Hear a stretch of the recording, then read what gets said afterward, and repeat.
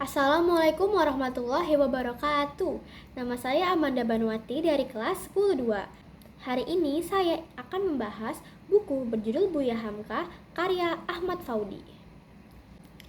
Buku ini terbit pada tahun 2021 dengan penerbitnya Falcon Pictures di Jakarta dengan tebal halaman 364 halaman. Kita akan mulai dari biografi penulis. Ahmad Faudi lahir pada 30 Desember tahun 1973 di Maninjau, Sumatera Barat. Beliau adalah novelis, pekerja sosial, dan mantan wartawan dari Indonesia.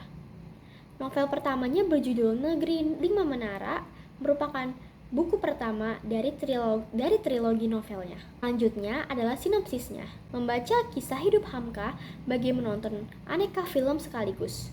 Film petualangan penuh adegan mendebarkan, film religi yang menyentuh sanubari, dan film romantis yang terasa manis di hati.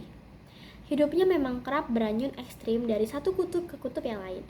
Mulai dari penulis roman sampai jadi ulama besar, penulis tafsir.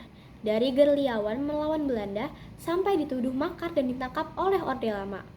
Tapi di kemudian hari, dia malah diangkat menjadi satu pahlawan nasional. Kronika dunia hidup Hamka yang dirangkum di buku ini bagai buket dari taman bunga yang luas.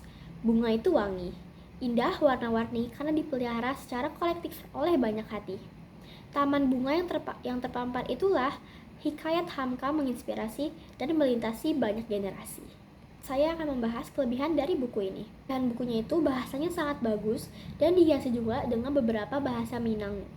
Narasinya sangat memikat hati. Sebagai penulis, Ahmad Faudi juga kerap menuangkan kisah Hamka dengan sangat manis dan hangat, selayaknya membaca kisah seorang kawan lama yang sedang merantau jauh.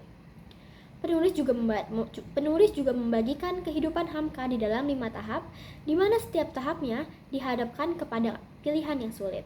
Kisah-kisah menarik Hamka seperti perjuangan beliau di Mekah, bagaimana beliau mengira akan mati karena ada pesawat terbang Belanda bolak-balik di sekitar beliau memimpin gerilya pada masa agresi militer, ataupun ketika beliau diminta menjadi imam sholat jenazah Bung Karno. Selanjutnya adalah kekurangan buku.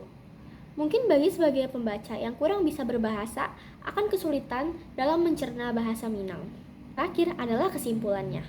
Kesimpulan dari buku ini, Haji Abdul Malik Karim Amrullah itulah nama beliau setelah menunaikan ibadah haji. Kisah ini memiliki banyak sekali pesan moral di kehidupan sehari-hari, di mana kita harus dihadapkan pilihan sulit di setiap harinya. Meskipun dihadapkan pilihan yang sulit, Hamka harus tetap menyebarkan kebaikan kepada orang-orang di sekitarnya. Malik yang merupakan panggilan kecil Hamka sangat amat mencerminkan sosok anak yang baik.